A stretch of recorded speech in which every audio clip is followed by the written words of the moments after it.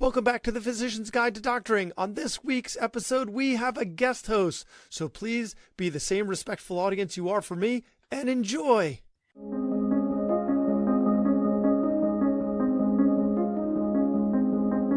Hey there, it's Brad. As someone who's passionate about podcasting, I've always thought there should be more support for physicians who want to share their stories and expertise. That's why we're launching Dr. Podcast Network. We're bringing together a community of physician podcasters with one goal in mind: to provide the tools, connections, and resources you need to grow your show. So whether you've been podcasting for a while or maybe you're just starting, we've designed this network to support you every step of the way, and we're going to help each other rise, not compete. If this sounds like something you'd benefit from, we'd love for you to join us as we get closer to launch. So you can sign up at drpodcastnetwork.co for early access. Stay tuned for more details in the coming weeks. Really looking forward to what we can create together. Dr. Podcast Network, where doctors podcast. Dr. Podcast Network, where doctors podcast. Dr. Podcast Network, where doctors podcast.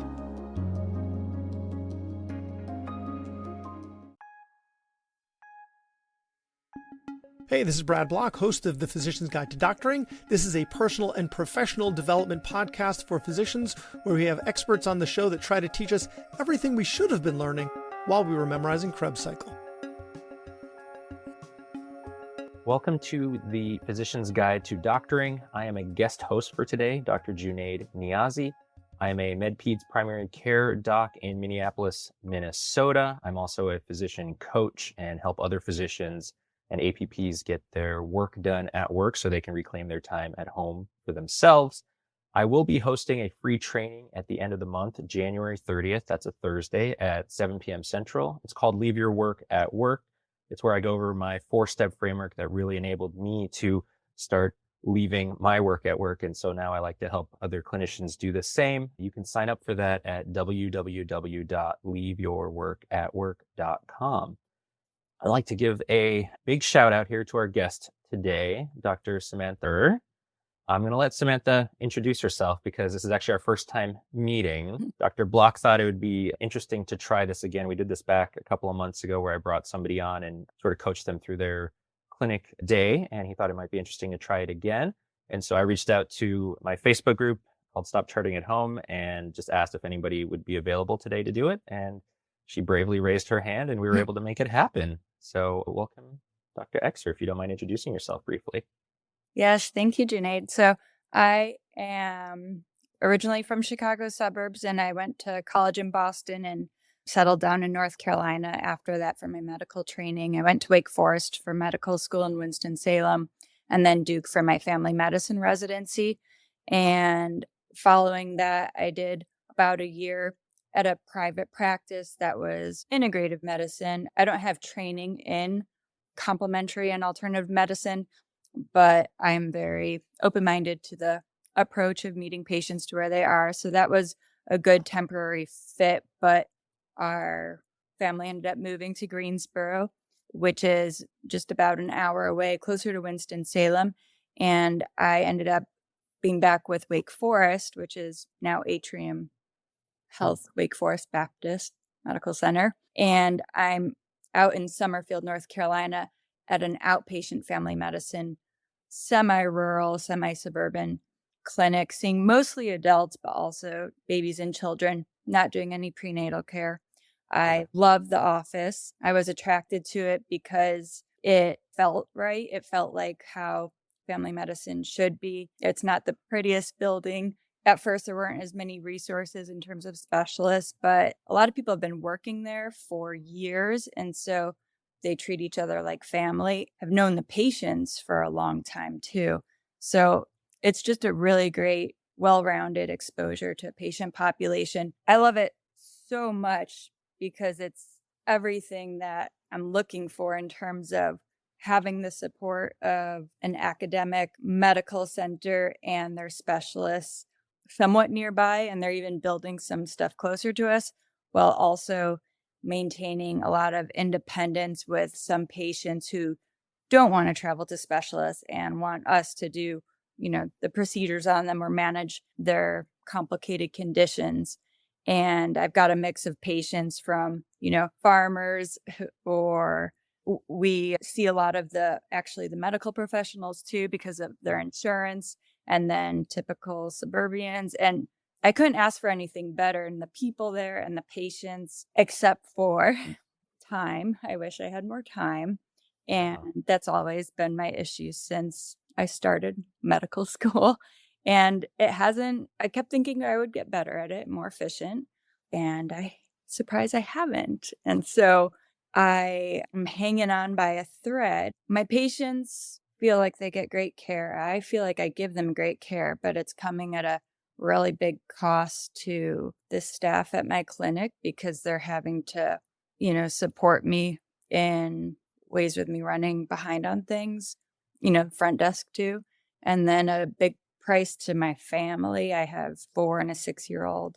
And then my own health, which I've never gotten around to taking care of because we keep putting that off too. So I've been looking at coaching actively recently, and this just jumped out at me at the exact right moment. And I was really excited to take you up on this. Yeah. Well, our kids are the exact same age. Oh, 4 and wow. a Yeah. So, 6-year-old. so That's pretty interesting. Yeah. And, I think a lot of people, one thing I've seen in folks that I've coached is that they think this problem is unique to them.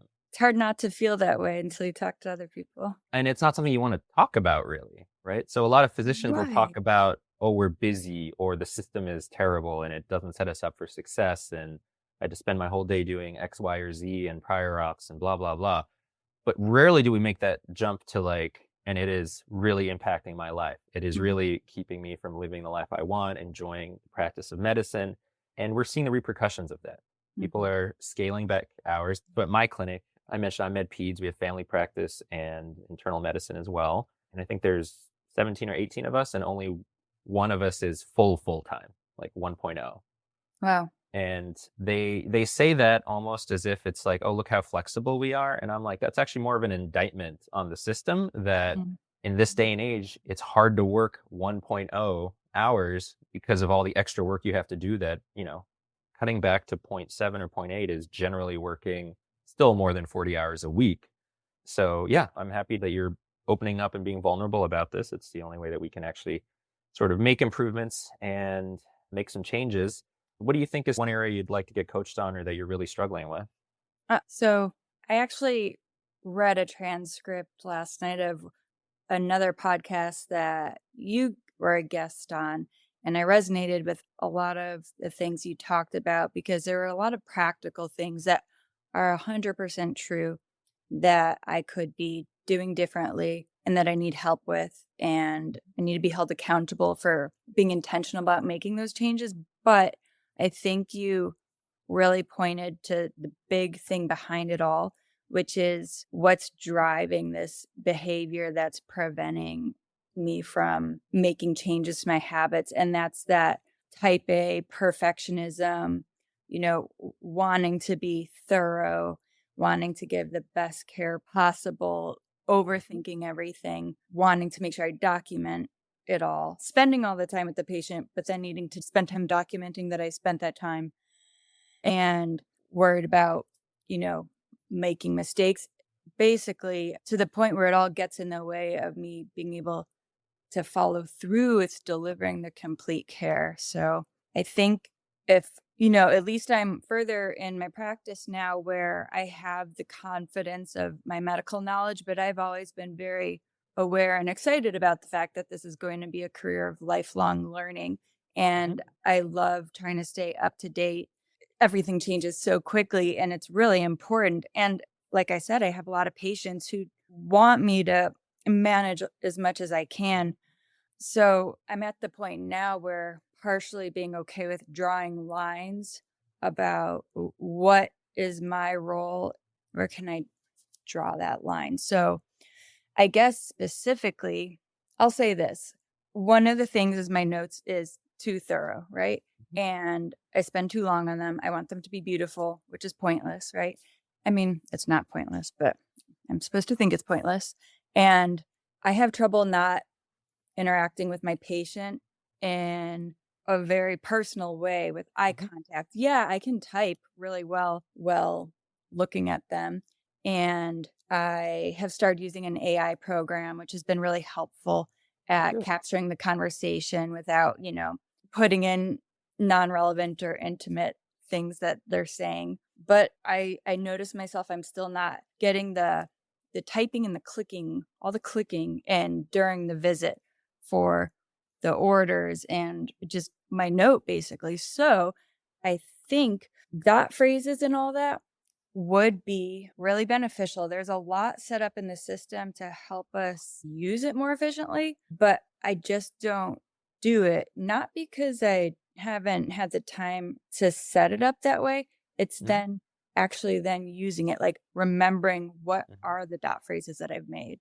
I want to be more efficient with my note and be okay with B- notes instead of A+ notes. I want to be okay with not having everything I want in there exactly the way I would word it and being okay with typos. So, earlier you said something about the note being sort of perfect and that you shouldn't want it that way. And it's not necessarily a shouldn't, because whenever you start throwing shouldn'ts or shoulds around, there's an internal resistance that there's an ideal state and you're not living up to it. And it's almost like a declaration of like surrender to that, oh, I should be doing this other thing. There's a better way to do it. When you think of what your notes are supposed to do, in my mind, it's to capture what occurred so that if you come back, if they come see you the next month, you can kind of pick up where you left off. Yes. If they go see somebody else, they can read your note and kind of quickly figure out what's going on. And then, so that's sort of the communication aspect. Then there's obviously the billing aspect, which has gotten a lot easier since the 2021 changes, which is nice. And then the last one is sort of that medical legal part of it. So when you're thinking like, oh, I really want to write this beautiful, polished note, which of those three things do you think you're really trying to cater to? Good question.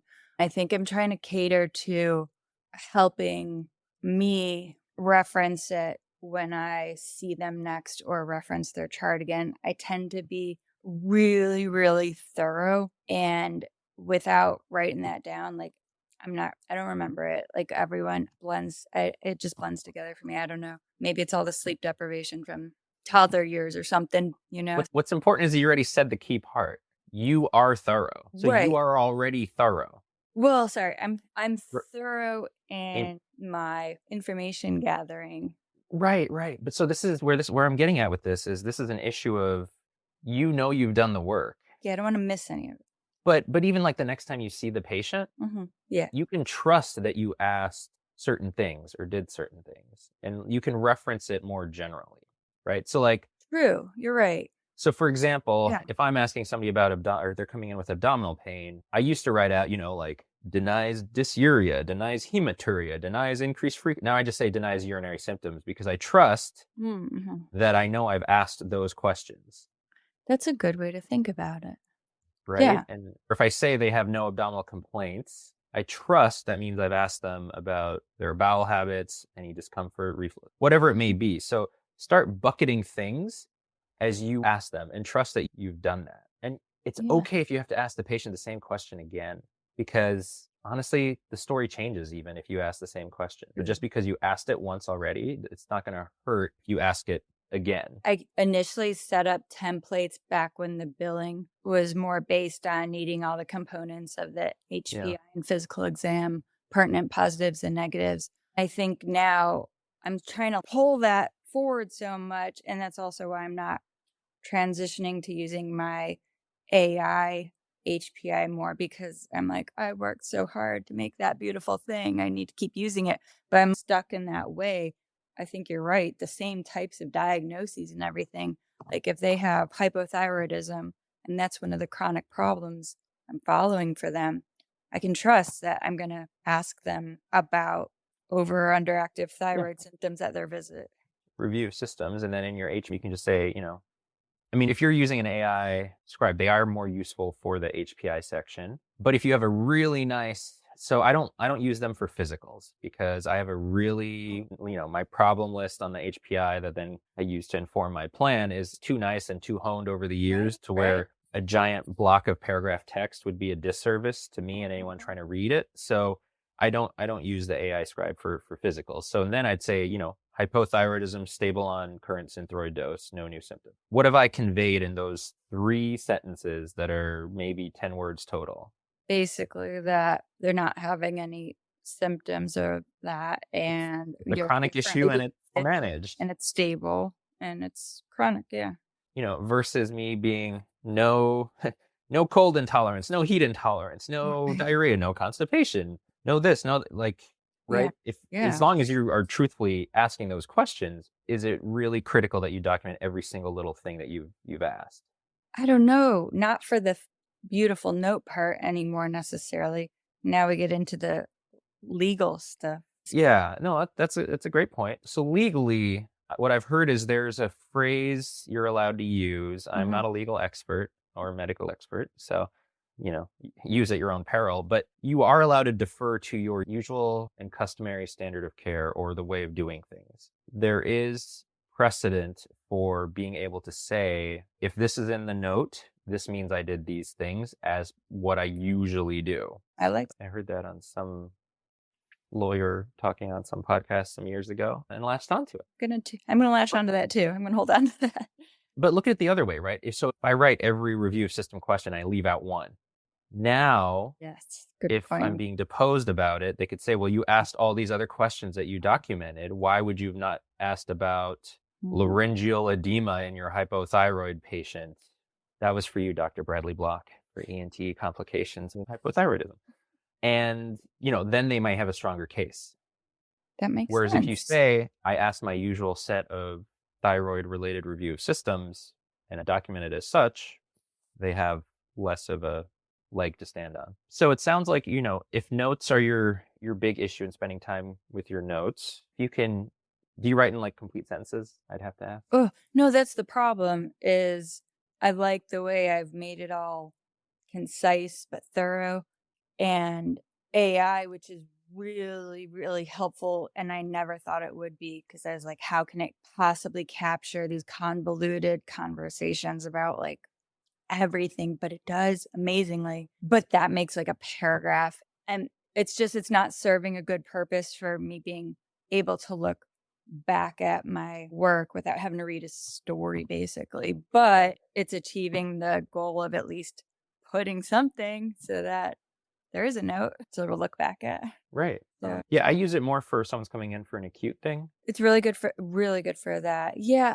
And most of my patients, most of them are not coming in for acute things. Well, they have an acute thing also, but it's usually for their chronic medical conditions, plus or minus their annual physical or medical wellness visit. Right. And I basically stagger those. So every 6 months is usually addressing their chronic conditions. And then one of those per year is also doing their full preventative health, and I split bill. So my templates I have are just beautiful. I don't trust anything I'm looking at in the system from other specialist notes or even like a trend of lab results, because it misses things, it pulls things. But if I write it in my note, I trust it. And so I want to, like, that's the gospel as told by Samantha. Yes. Like if their pap smear was this date and it was this result, I know if I wrote that, I know that that's true. So I don't want to just write pap up to date, because next time I'm just going to still have to go look and be like, well, was it? Maybe you're right. I should trust that. But can you give, so you gave sort of maybe 2 extremes there, but instead of just writing pap up to date versus. Is that extremes? Are those extremes? Not really. I'm just using that as maybe you gave a dichotomous situation and there's an in-between. So like, for example, I write pap normal done May 2023, next due 5 years. So I know that if I've written that, then I don't need to worry about that. You're right. Until 2028 or whatever. You're absolutely right. I can start maybe going to the in-between. And so it doesn't have to be detailed, but it could be detailed enough to give me what I need without being like every single detail ever. That makes sense. Right. So you can capture that information. And if you're writing it so I actually write sort of their healthcare or maintenance stuff for physical in the HPI section, maybe a little atypical. And then I don't necessarily assessment and plan. Oh, yeah, no, I do what you do. And then in my assessment plan, I just say like up to date or, see above for whatever. But a lot of people regurgitate the same stuff over and over and over again. Mm-hmm. The other thing is I write the stuff out for the patients on their after visit summary. So I'll be like, hey, you're next due for your PAP in June of 2026. So then if I can't figure it out, and if it's not clear in my note, I know I generally made it clear for the patient. So then I have that to go off of. Same with colonoscopy for their wellness visits and things like that. So see where you're putting things in the chart that you can reference. Trust yourself a little more. You may have a day where you're just swamped and you just write PAP normal for today because that's all I needed to write for today. And I know next time I see them, I might have to dig it up again and look at it, and that's okay. I've done that sometimes just as like exposure therapy for myself to be like, do it and be okay with it and know that the world didn't end after that. Well, right. The world did not end if you have to look stuff up. I smiled when you mentioned I have like the best templates. Everyone thinks that about themselves, right? Sorry. Everyone thinks that, but everyone also thinks that that's the issue or that's the thing. So when I first started, I started making all these templates and I quickly realized that they're not that helpful. You need a base skeleton and of a template. And then I actually use sort of modular things. So like if someone's coming in for an acute issue, I just hit a new note type we'll pull in, just the different sections, but they're generally pretty blank other than a sort of templated exam. And then if they're coming in for a cough, for example, I'll do .s cough, which is subjective for cough, which will pull in my questions for that issue. If I'm seeing them for UTI, .s subjective UTI. You have to think it's something that your organization is not using so that they don't change them and you lose all yours. But then same thing for like if they're just literally coming in for a UTI, that's a pretty limited exam I'm doing. So I have .ex exam UTI, and that will even key me in like, oh yeah, don't forget to, to check for costovertebral tenderness. Don't forget to push over their bladder, whatever it may be. Same thing for back pain, just to direct my exam and all there. And then I used to think having really detailed templates for assessment and plans was going to be super helpful. I haven't really only for diabetes. Diabetes is probably the only one where I really use because there's just so many different things to keep track of. And for other specialists, I think if they're having to track other things, think oncology, maybe rheumatology, if when was the patient's last eye exam, if they're on Plaquenil, things like that. I think it can be useful for you to track those things. But otherwise, templates tend to bring in too much extra stuff. Yeah. And then I guess it's easier to edit down. I will say that. But you're also spending time now reading the template, trying to figure out, is it needed or not? True. I never pull in to my note directly lab results or radiology results. I did stop doing that mostly. Well, I've memorized. I finally figured out like how to do the dot phrase to get only what I need if I really want it there. Again, I'll do it in my diabetes visits for last whatever number of A1Cs or something like that, or last number of blood pressures if I need that, just for a quick reference. But otherwise, I will just type in whatever labs I want because not all labs are relevant. Right. And with the AI thing, it says it, and if I'm saying it out loud, it'll put it in my little results section in the objective part. It's good. They're getting better. But again, it's like, sometimes I'm like, do I trust it? Like, is that what it was? You talked about like with the diabetes or, say they're on Plaquenil or, eye exam stuff, keeping track of certain things. I think that's sort of what I mean where I'm getting hung up. When I say templates, it's not really that they're really pulling in much information. It's more that unfortunately, I feel like I'm having to keep track of a lot of the things, and maybe I shouldn't do it for that my patient isn't or their specialist isn't. So I feel like they have a lot of conditions where even when they're seeing specialists, for some reason, I'm letting myself type in there, when was their last visit with them? Like, is their visit with the specialist up to date?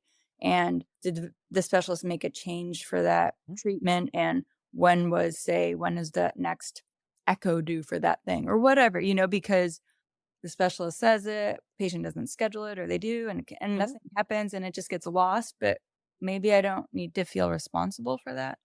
I mean, I do that too, but I do that as part of usually my pre-charting right before I go in. And if there's things in the note that I need to remember to address, I don't know what EHR you use, but I just leave little wild cards in Epic, which means it's just a thing that you can hop to with a keyboard shortcut, and it won't let you sign the chart unless you delete Yes. them or put something there. So I use those to sort of guide my attention strategically through the note so I can also stay on task. That's a good idea. But I'll pre-chart and I'll just say, okay, saw urology. They did their annual follow-up with urology. They still want to check PSAs. They still want to do this. They don't want to do that. And so, or maybe they want another CT abdomen pelvis in X number of months. But generally, I've written that before. And so I'm just updating the date. Do you usually pre-chart, you said right before you see them? I do it right before I see a patient. And do you dictate? I talk too much. Yeah, I looked. We used to use Dragon dictation, and my notes were about 40% longer. Wow, that makes sense. Yeah. Harder for me to find stuff because it was like full sentences, and that just is my personal quirk with dictating.